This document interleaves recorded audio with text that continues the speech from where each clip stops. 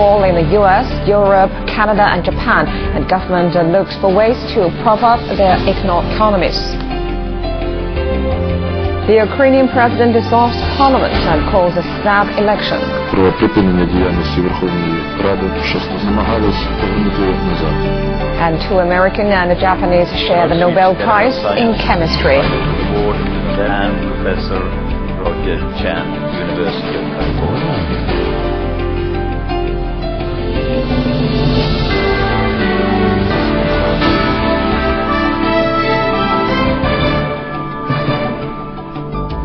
Hello and welcome to NewsHour, 60 minutes of news live on CCTV International. I'm Liao Hu in Beijing. China's central bank, following the lead of central banks around the world, has cut its interest rate and reserve requirement ratio for commercial banks. The move is aimed at stabilizing the domestic economy amid worries over the global financial crisis. Yang Fei has more.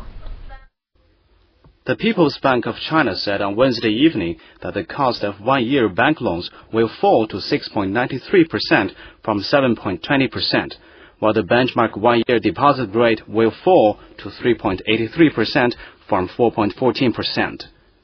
The PBOC also cut the reserve requirement for all banks by half a percentage point. That lowers the requirement for big banks to 17% and for other banks to 16%. The central bank said the cut in lending rates will take effect on Thursday. The cut in the reserve requirements will go into effect next Wednesday. The central bank last cut lending rates and smaller banks' reserve requirements on September the 15th, less than 1 month ago. China's central bank was acting in coordination with central banks around the world. The move aims to boost the domestic economy amid worries over the global financial crisis. In another step aimed at encouraging consumption in the world's fourth largest economy, China is also temporarily scrapping the 5% withholding tax levied on interest income. Beijing last cut the tax rate from 20% in August 2007. Yang Fei, CCTV. James is here now with the latest in business news. So, James, what impact does the interest rate cut have on the Chinese market today? Well, it's aimed at restoring investor confidence. It appears to be doing that at least on the mainland and in Hong Kong so far this morning, but it is certainly a roller coaster, and it will continue probably for some time to come. Chinese mainland stocks opening higher today, that after the central bank, of course, easing monetary policy to prevent global financial contagion from spreading to the Chinese mainland capital markets. The Shanghai Composite opened just over 1.5% higher, then slid into negative territory 10 minutes after trading began. It ended up the morning session with a gain of 0.5% at 21.04. Shares in Industrial and Commercial Bank of China, the biggest bank, rose over 2.2% at the opening, but then gave up most of their gains to stand 0.25% higher at 4.06. Analysts not particularly optimistic about the market's long-term outlook. Some expecting the central bank to further cut interest rates and reduce reserve ratios over the next few months. Well, in the Chinese mainland, as we mentioned, the Shanghai Composite had opened higher, then it went lower, and currently it is up just a fraction of a percent. B shares so far today having a pretty good day. Elsewhere, Hong Kong stocks opened 1% higher on coordinated central bank action from around the world and a raft of favorable policy measures from China's mainland. The Hang Seng Index slumping 8.2% on Wednesday.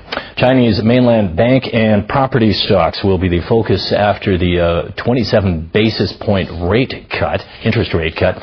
Analysts say the rate cut was mostly positive with a limited impact on margins at the bank.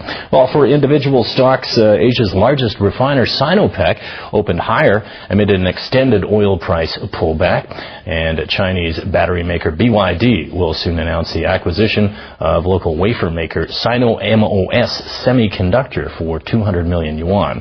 And BYD recently got a boost from a stake purchase, of course, from U.S. investor Warren Buffett.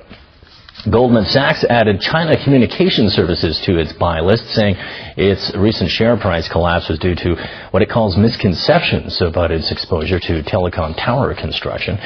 Shares in China Communication Services slumped just over 32% yesterday on concerns over a reduced market for its telecom infrastructure services. Well, elsewhere, Japan's Nikkei average rebounding more than 1% this morning after slumping to its lowest close since June of 2003 in the previous session. The benchmark Nikkei added 115 points to end the morning session at 9,318 points. However, gloomy results from retailer Aeon weighed on the market. Aeon is Japan's second largest retailer. It slipped almost 3% to 923 yen after the company posted a first-half net loss for the first time in 3 years on Wednesday. It wrote down the value of stores and other assets as it faces weak consumer spending and a slowing economy, but it did stick to its full-year outlook. In South Korea, Seoul shares also edged up 1%, fairly cautious, of course, after that rate cut. Well, elsewhere, the U.S. Federal Reserve, the European Central Bank, and other major central banks from around the world have announced slashed interest rates. The U.S. Federal Reserve, says its key federal funds rate has been slashed by 50 points to 1.5%. The European Central Bank and central banks in Britain, Canada, Sweden, and Switzerland also cut rates.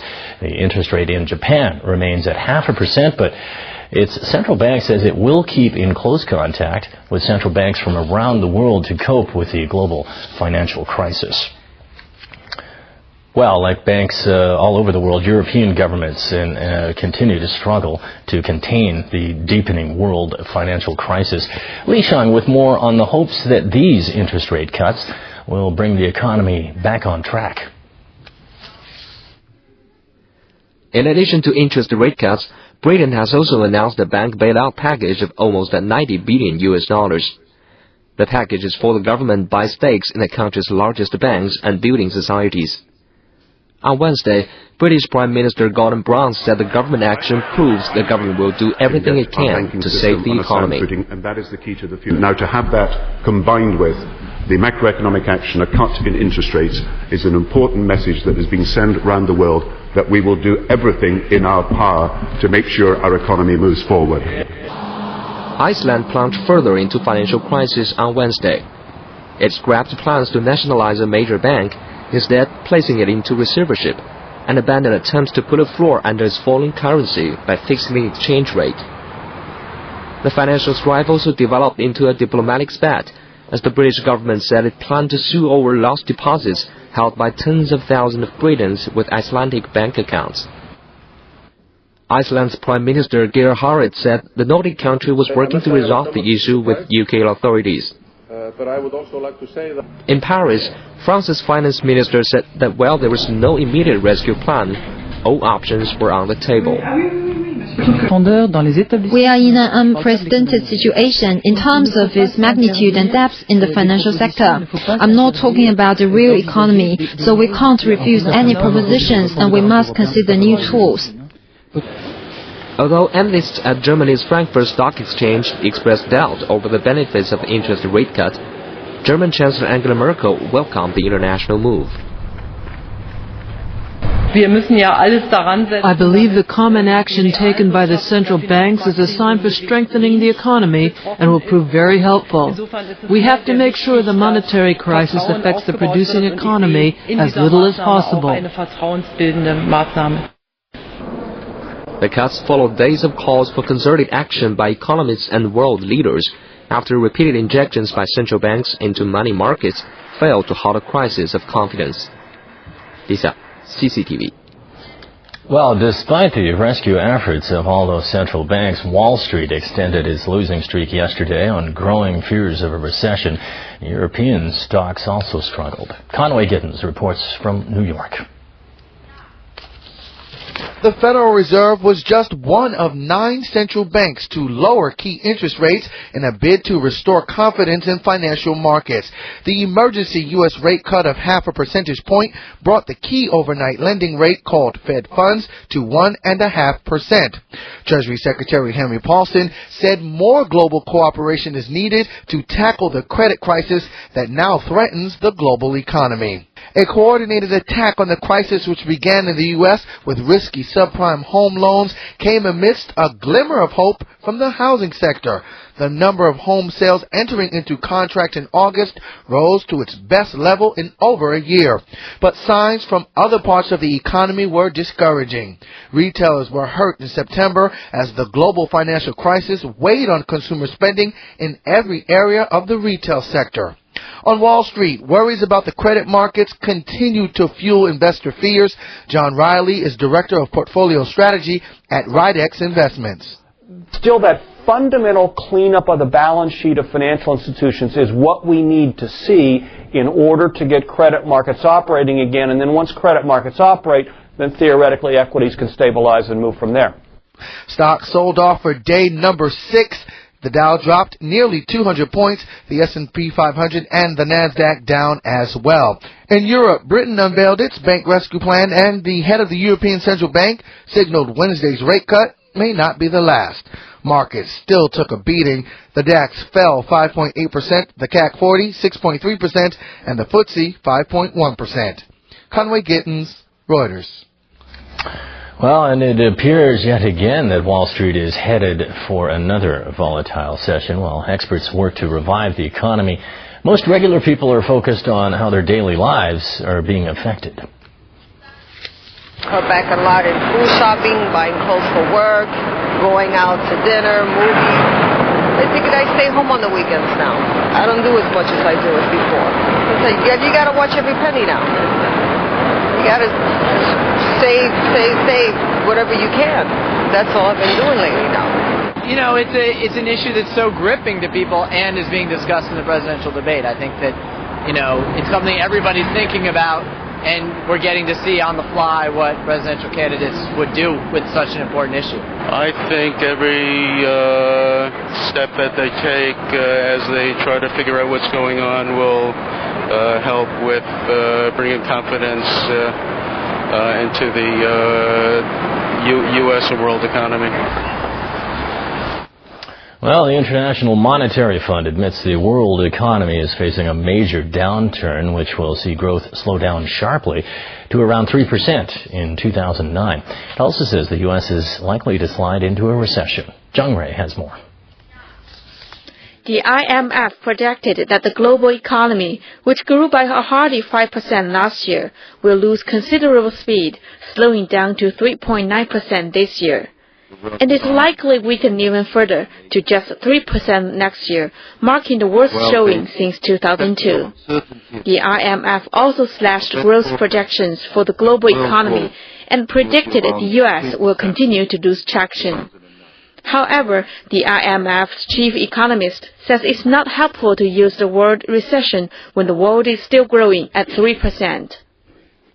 In the normal definition of things, a recession is a negative number, and that's not the case. This being said, 3% is a very low number for world growth, and in the past, indeed, this might have been defined as on the borderline of a global recession.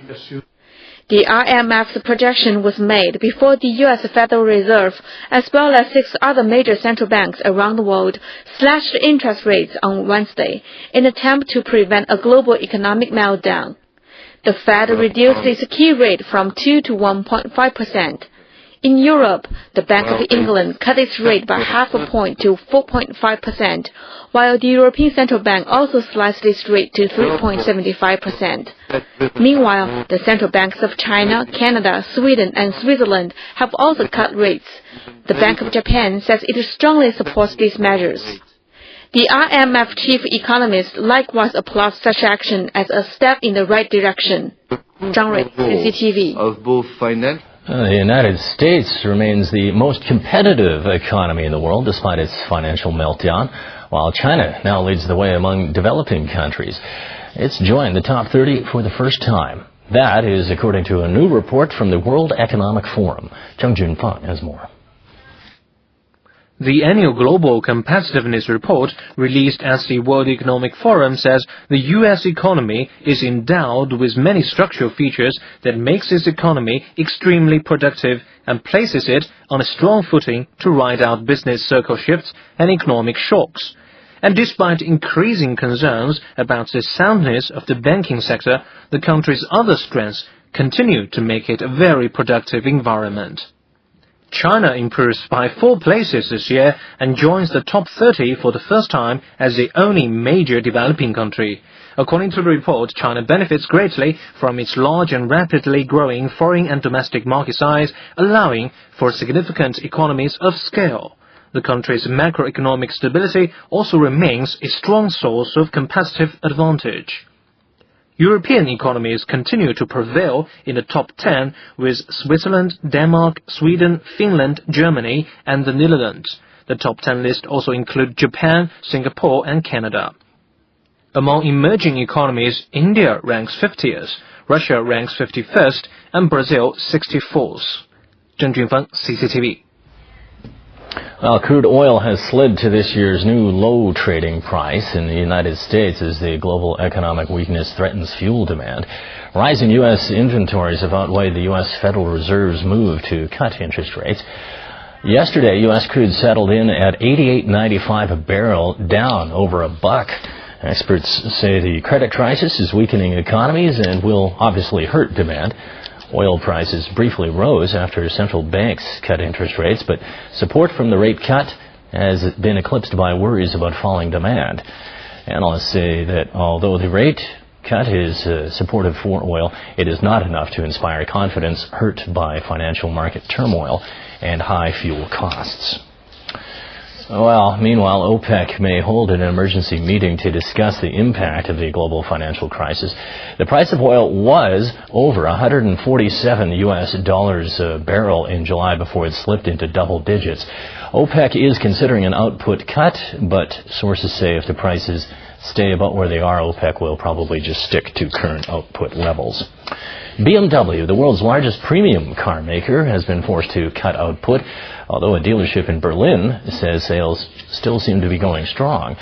An automotive research center in Germany says the car market is about to hit a recession. However, the Center for Automotive Research says the recession is slowly advancing in Europe, while American car markets have been destroyed.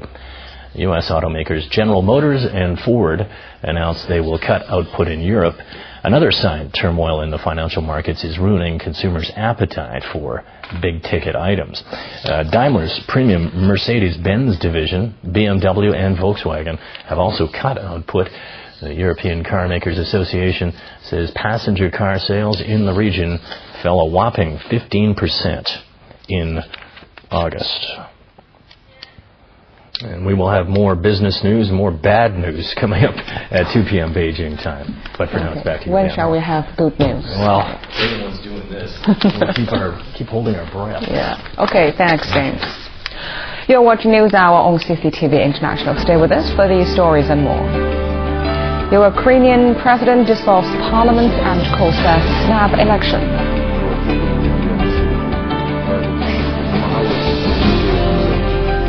And 2 Americans and a Japanese share the Nobel Prize in Chemistry.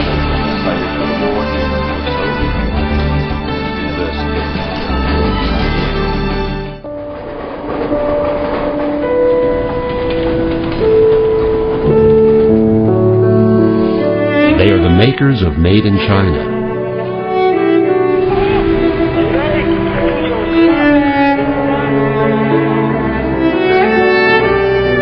They had been in great danger. Depressed by the doubt about the basic food supply to the people.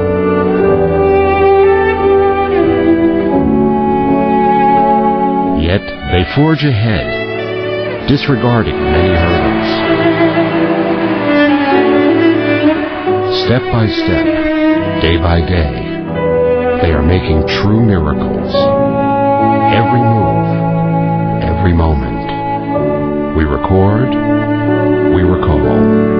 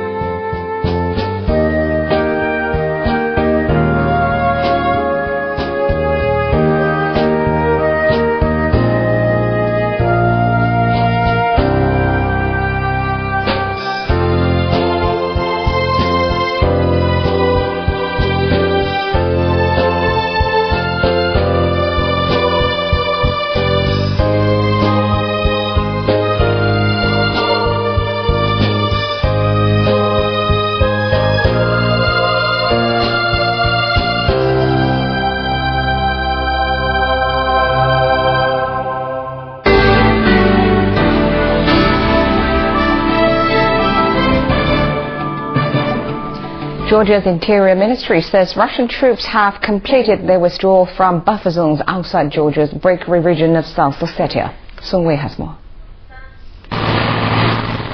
Russian military trucks and armored vehicles left the Karelety checkpoint.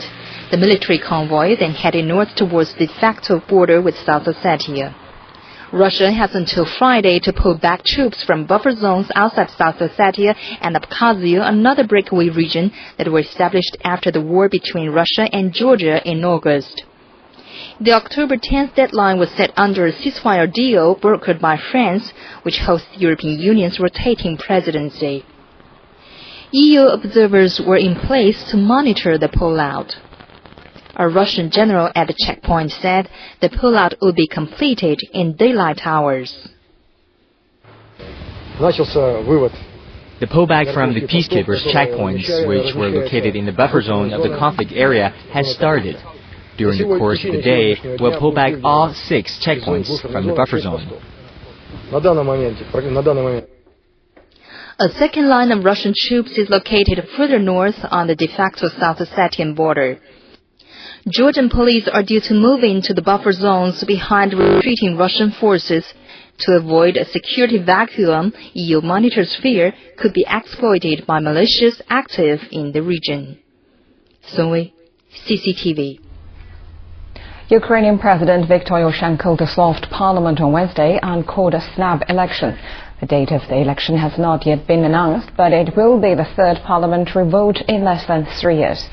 Yushchenko accused Prime Minister Yulia Tymoshenko of ignoring national interests for the sake of acquiring power. But Tymoshenko says calling an election before late November is unconstitutional and vows to challenge the decision. She says Yushchenko's action is aimed at sidelining her as an opponent in the 2010 presidential election. Kosovo's leaders have rejected a decision by the UN General Assembly allowing the International Court of Justice a formal opinion on the legality of Kosovo's declaration of independence. Kosovo's President Fatmir Sedia said on Wednesday the move would not help long-term stability in Kosovo and the region. He said Kosovo's declaration of independence is irreversible and his country will try to win more world recognition. The UN decision is likely to anger Kosovo's dominant ethnic Albanians as it adds to the confusion over who is in charge of decision-making in the region and encourages other countries not to recognize Kosovo as an independent state. U.S. President George W. Bush signed a piece of legislation on Wednesday that reverses 3 decades of American policy, allowing his country to enter India's multi-billion-dollar nuclear market. The agreement on civil nuclear cooperation permits U.S. businesses to sell nuclear fuel, technology and reactors to India in exchange for safeguards and UN inspections at India's civilian but not military nuclear plants. Bush says the legislation is the result of 3 years of diplomatic work. U.S. Secretary of State Condoleezza Rice and her Indian counterpart Pranab Mukherjee are expected to sign the overall nuclear cooperation accord on Friday. Indian scientists say all preparations are complete for the country's maiden unmanned moon mission. The launch was scheduled for April but has been delayed due to technical difficulties. The launch window for the Indian-made rocket is now between October the 20th and 28th. Li Ying has more.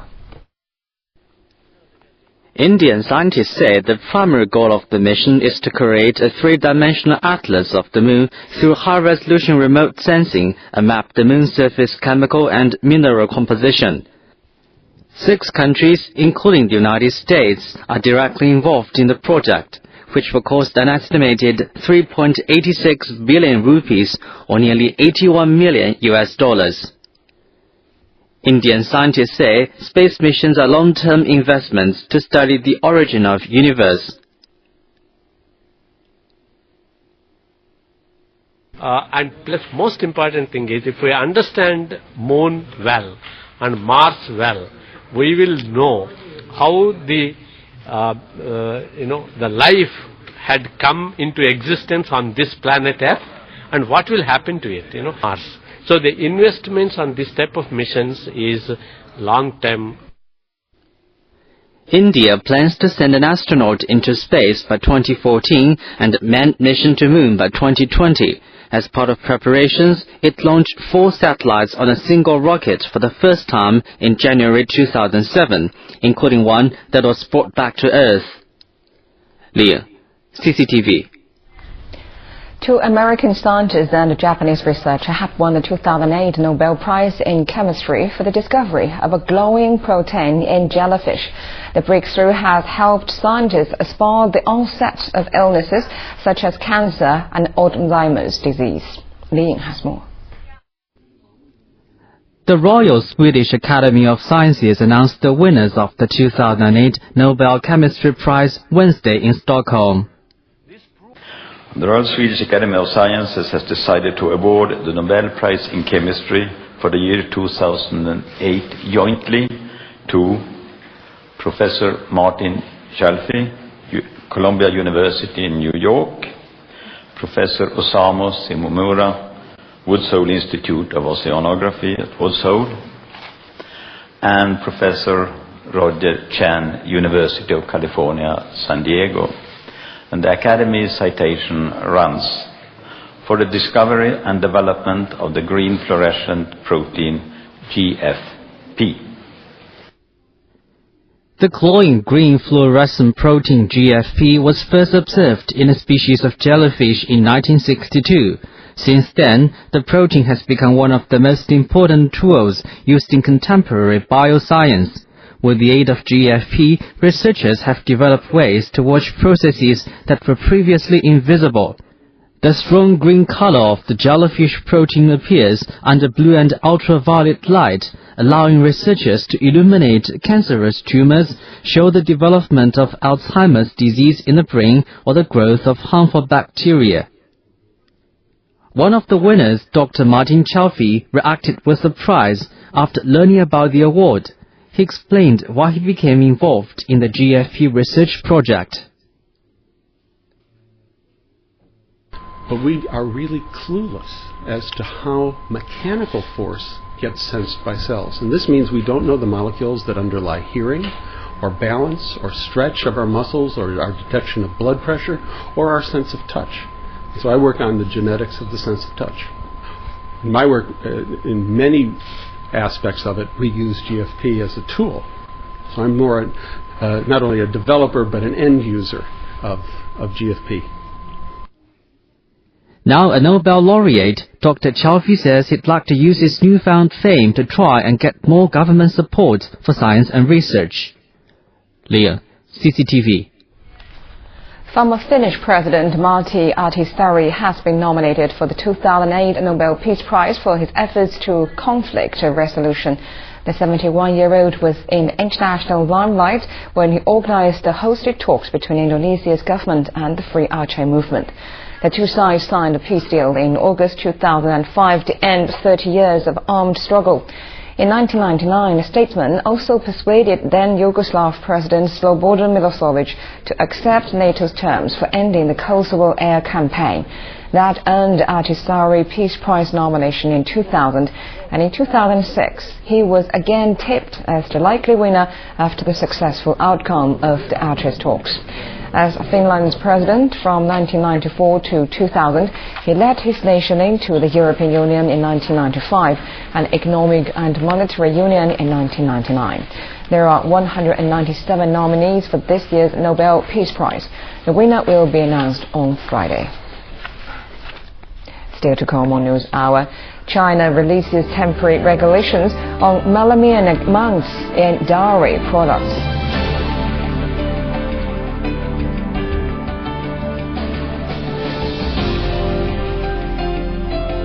And China's eastern city of Nanjing wins top honor on World Habitat Day.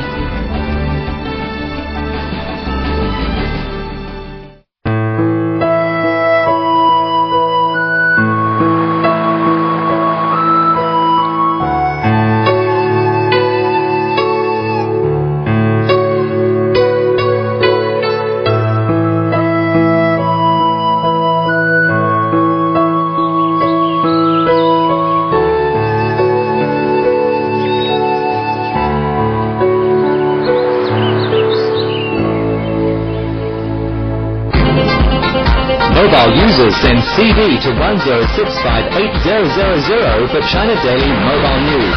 5 yuan per month.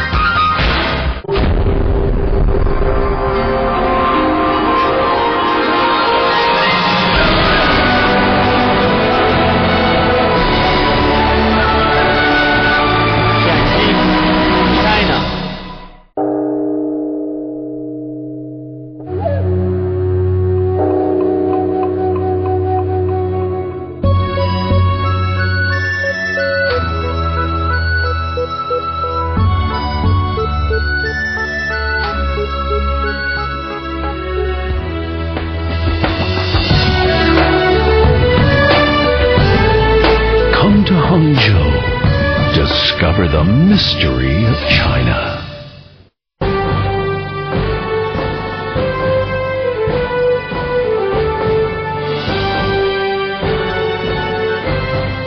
Tangshan, an ecological city, a reborn phoenix. Keiko Time, a new era for soft drinks. Keiko, a nutritious drink for people on the go. Natural and healthy, gets rid of fatigue and increases stamina. Keiko, a nutritious drink for people on the go.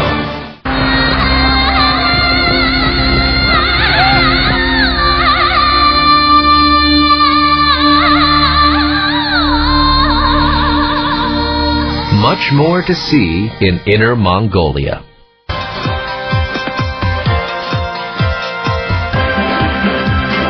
More fun, more opportunities, newer city every day. It is here, my dreamland, Yiwu, China.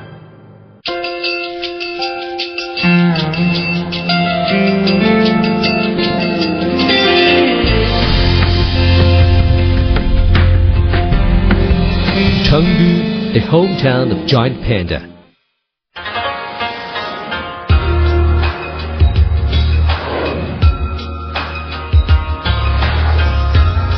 World Cultural Heritage, the humble administrator's garden of Suzhou.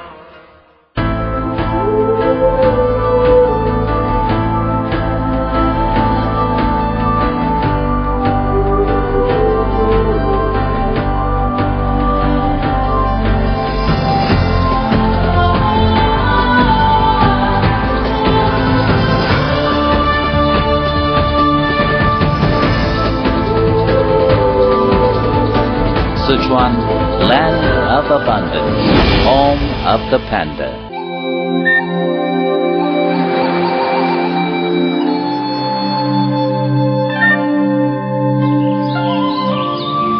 An intimate rendezvous with nature, Futushan, China.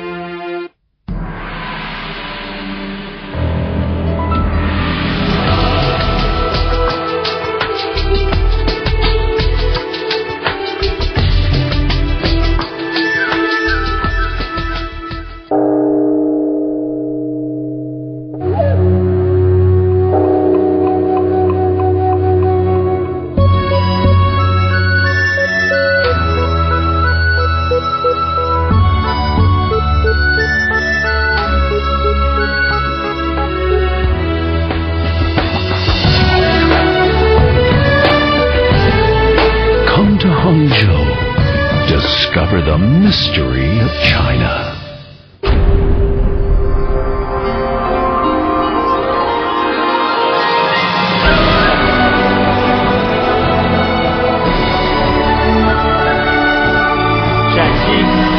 China.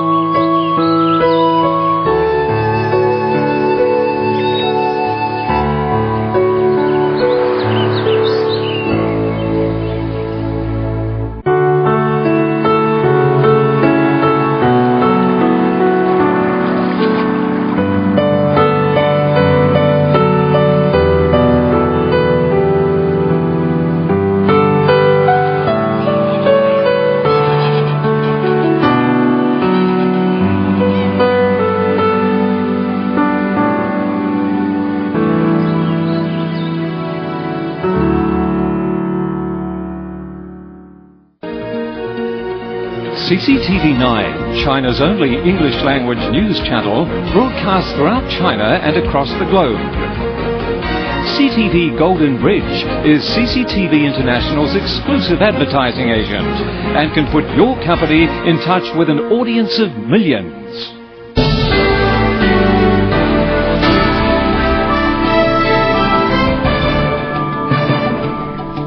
Now for a recap of the major stories we've been following. China's central bank responds to the global financial crisis by cutting its interest rate.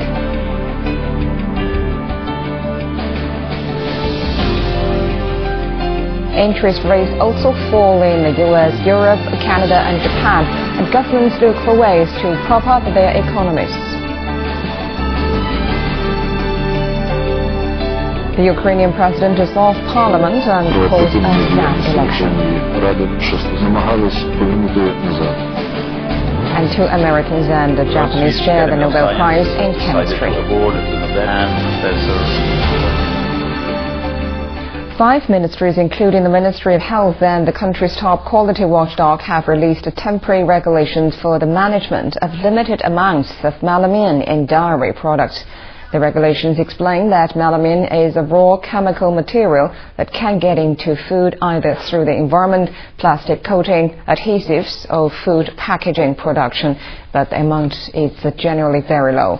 The notice says the amount of melamine in baby formula powder cannot be higher than 1 milligram per kilo, while in liquid milk, including raw milk, milk powder and other formula milk powder, the allowable limit is 2.5 milligrams per kilo.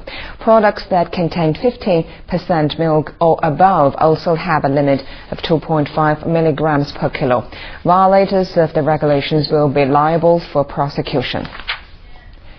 The Health Ministry says the number of new cases of babies with kidney stones has declined as medical checks are carried out across the country.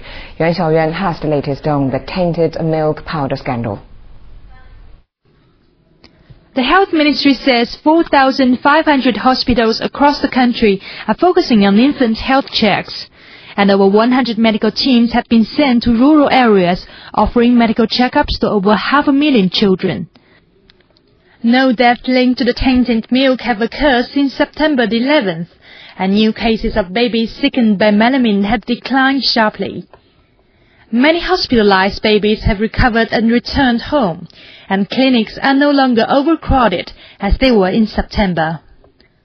The latest investigation by the Ministry of Health shows that all infants with urinary tract problems have drunk tainted Sanlu milk powder.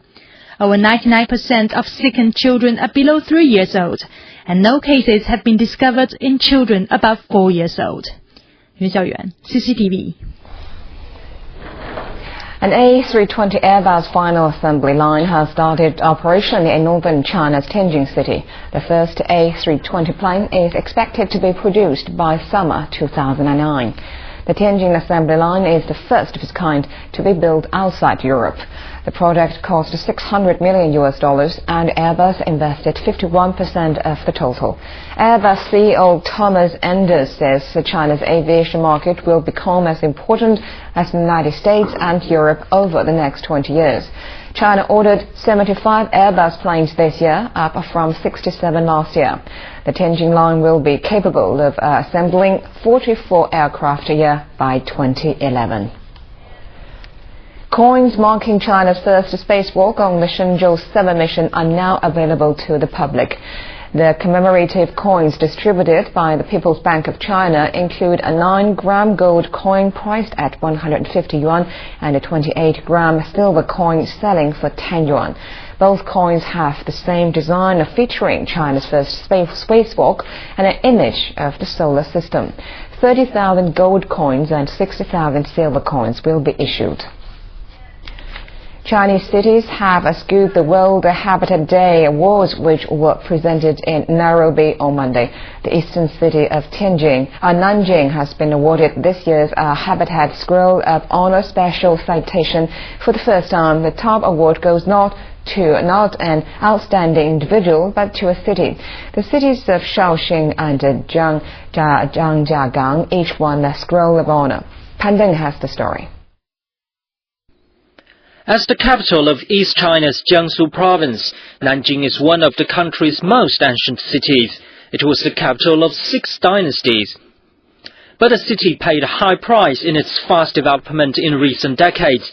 The Qinghai River, which runs through the downtown, was totally polluted.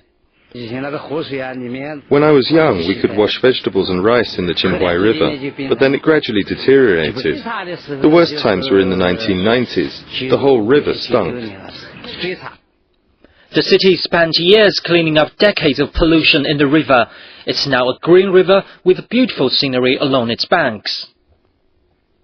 I'm really happy there are parks all along the river now. All the shabby houses are gone. Now, the Qinghai River and the scenic spots along it are the center of Nanjing's tourism. The river used to inspire ancient Chinese writers and poets. It is now the city's biggest attraction.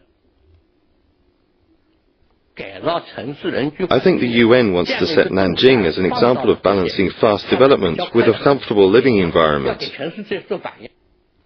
The UN Habitat Award was created in 1989 to encourage achievements in developing comfortable and harmonious living. Chinese cities and experts have won 16 prizes at these awards in the past. Pandong, CCTV. The Ministry of Environmental Protection and the National Tourism Administration say they have approved the establishment of China's first pilot national park. Tangwanghe National Park is located at the south of Lesser Hingyan Mountains in Yichun City, Heilongjiang Province in the northeast China. The park is composed of primeval forests and geological relics. The vegetation coverage of the park is about 99.8%. The area is most famous for its virgin forest of Korean pines. The forest here is the most well-preserved in Asia, and the geological relics are unique in China. A national park is a reserve of land protected from human development and pollution, but the government says the park will have other benefits. The construction of national parks upgrades the use of natural resources. It also enriches tourism and promotes the tourism industry. To standardize the creation of national parks will benefit the protection of reserves. It will also boost China's tourism economy. National parks are not only for tourism, but also provide space for scientific research and environmental protection education. So far, there are over 10,000 national parks in over 200 countries and regions around the world. Yuan Xiaoyuan, CCTV. Coming up next on the program, the IOC will retest the blood samples from the Beijing Games for traces of a new generation of drug.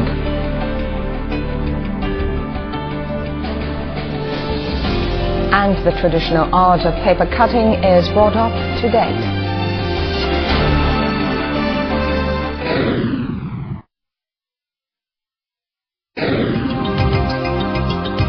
Sacred Qinghai Lake, 3,000 meters above sea level on the Tibetan Plateau. One of the world's most important wetlands. This is Bird Island. A video camera surveillance system is on 24 hours to track their nesting habits. Place special emphasis on protecting the entire wetlands.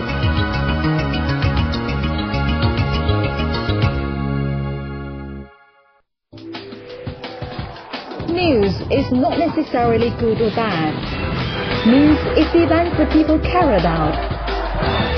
CCTV News reports the latest happenings as they concern the government, the environment, and especially you. Catch CCTV News and keep your finger on the pulse of society.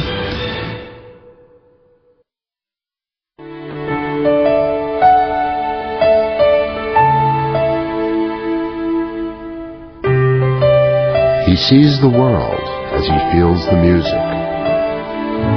He conveys what he feels to our hearts. We can learn to appreciate more of what we have, thanks to Lama.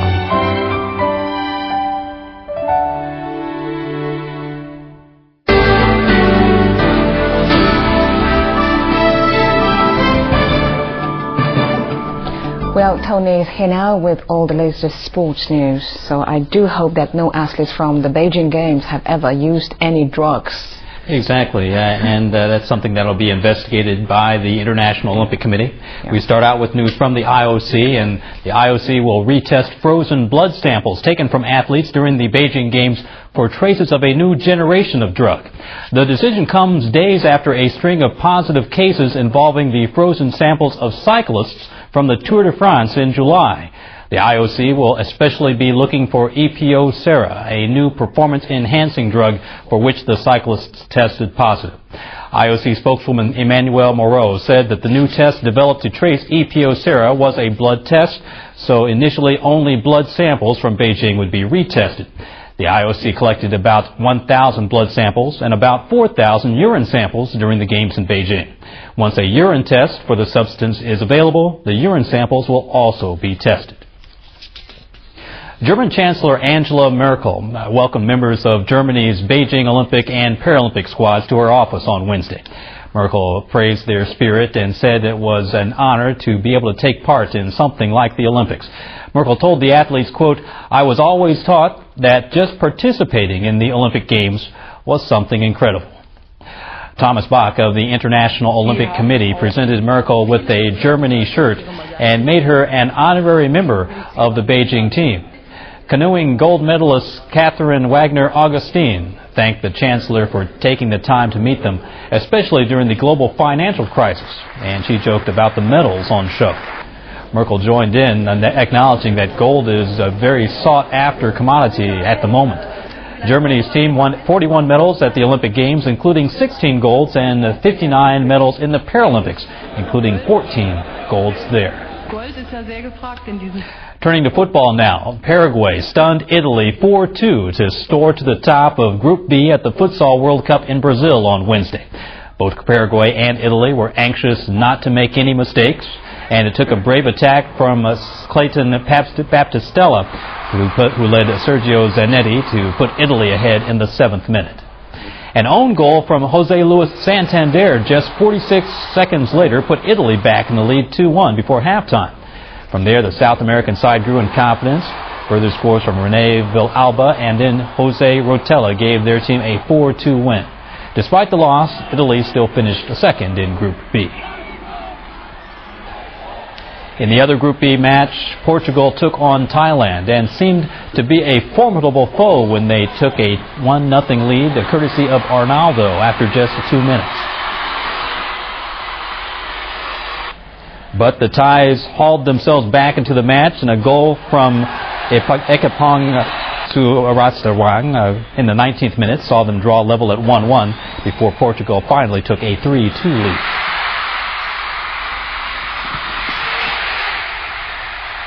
Now elsewhere in Group A, with the partisan crowd behind it, Brazil took the game to Cuba. Schumacher broke the deadlock in the 4th minute to give Brazil a 1-0 lead.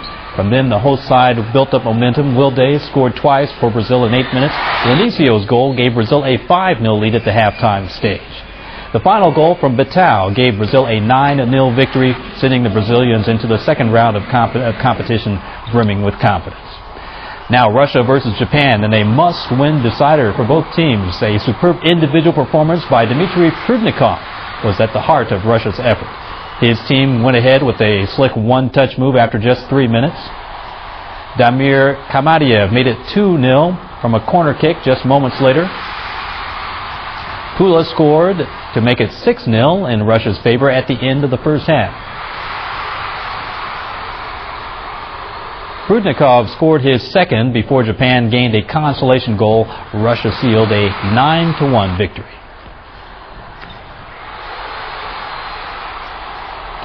Brazil's national football squad is training ahead of its next World Cup qualifier against Venezuela. With AC Milan's Kaká and Inter Milan's Adriano back on the squad, Brazil started to train on Wednesday ahead of its matchup against Venezuela on Sunday. Coach Dunga says Kaká will be encouraged to play his natural game after an 11-month absence. Brazil badly need a win to lift the pressure on Coach Dunga after a poor run of results, ending with a dismal goalless draw at home to Bolivia in September. The Brazilians are second in the 10-team South American qualifying group. which reaches the halfway mark at the weekend. I have hardly ever seen a team in the world that can switch from defense to attack so quickly. I was very impressed by that. And we saw during the European Championships that Russia can be seen as being on a similar level as Spain and other nations who are the top teams. Elsewhere, the Swedish football squad is getting ready for a World Cup qualifier against Group 1 favorites Portugal on Saturday. The Swedes have been badly hit by injuries. Coach Lars Lagerbäck is understandably concerned about the game, but his player Zlatan Ibrahimovic trained in the Olympic Stadium. Sweden is currently third in the group with 4 points. And Germany, losers at this summer's Euro 2008 tournament final, will take on Gus Hiddnk's Russian side in a qualifier this weekend as the 2 European World Cup qualifying Group 4 favorites meet in Dortmund. The Germans will be looking to bounce back from a disappointing 3-3 draw in Finland the last time out. And Germany coach Joachim Löw has heaped praise on his opponent's side just ahead of Saturday's World Cup qualifier in Dortmund. Now looking ahead to the Asian Champions League, Adelaide United took a major step toward becoming the first Australian A-League side to qualify for the AFC Champions League final. Adelaide United beat Kurupchi of Uzbekistan 3-0 in their first leg of their semi-final on Wednesday. The home side was frustrated in the first half, but their persistence finally paid off in the 57th minute. Jose Casio delivered into the box, and Diego Walsh ran to the ball, showing excellent control before placing it past the keeper to give United a 1-0 lead. 19 minutes later, it was Adelaide again. The ever-dangerous Casio found space on the left and put in a high cross for Travis Bass. Rather than going for the goal, Todd laid it across the box for Giuseppe Barbiero, who couldn't miss.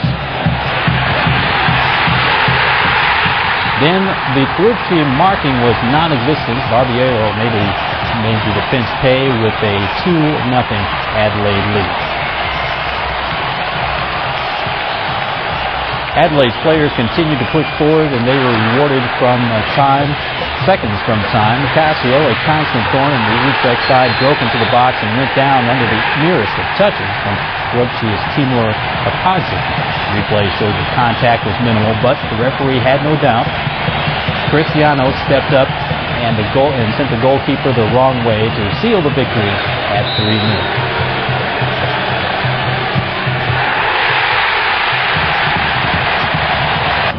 Meanwhile, a penalty 9 minutes from stoppage time allowed Gamba Osaka to salvage a 1-1 home draw with fellow Japanese J-League side Urawa Reds in the other first leg of semifinals. And that's all the sports for now. Back to you, Leanne Hall. Okay, thanks, Tony. Some other news. Paper cutting is another important element in Chinese tradition. During Spring Festival, people decorate windows and walks with intricate designs. The Asian art is given further honors in the modern arena with China Paper Cutting Exhibition. The 3rd annual exhibition is underway in Beijing. From Olympic champions to fools, the subjects for paper cuts are left to the choice of the artists. The Olympics surely comprised the bulk of the 300 exhibits at the exhibition. 112-year-old Hu Jiazhi made this cut just prior to the Beijing Games.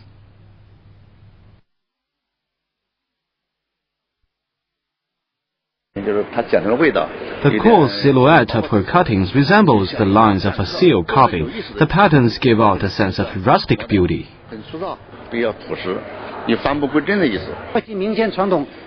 Apart from inheriting a folk tradition, many of the exhibits mirror the lives of the artists. It's a continuing trend you see at the exhibition. Ethnic paper cutting set forth the theme of this year's exhibition, celebrating China's 56 ethnic groups. Here they are represented in 56 blossoms. This Miao cutting takes the colors of the traditional dyed cloth of the Miao people. There are some very fine cuts for head accessories.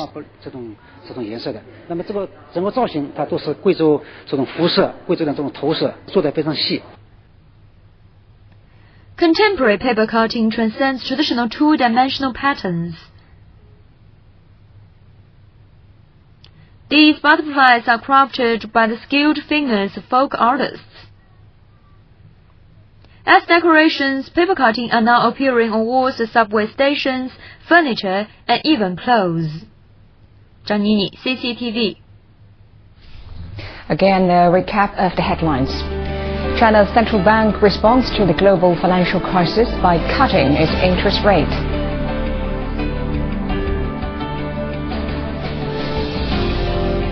Interest rates also fall in the US, Europe, Canada and Japan, and governments look for ways to prop up their economies.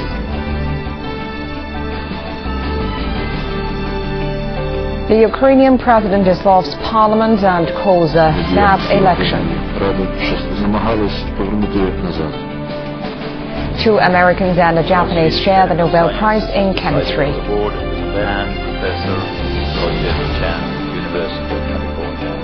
China's eastern city of Nanjing wins top honor on World Habitat Day.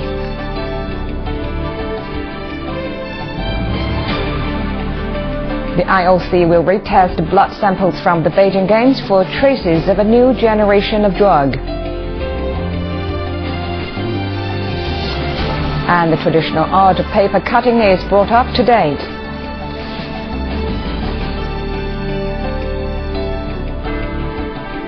Well, that's all this edition of News Hour. I'm Liang Hong in Beijing. Thanks for watching. Goodbye.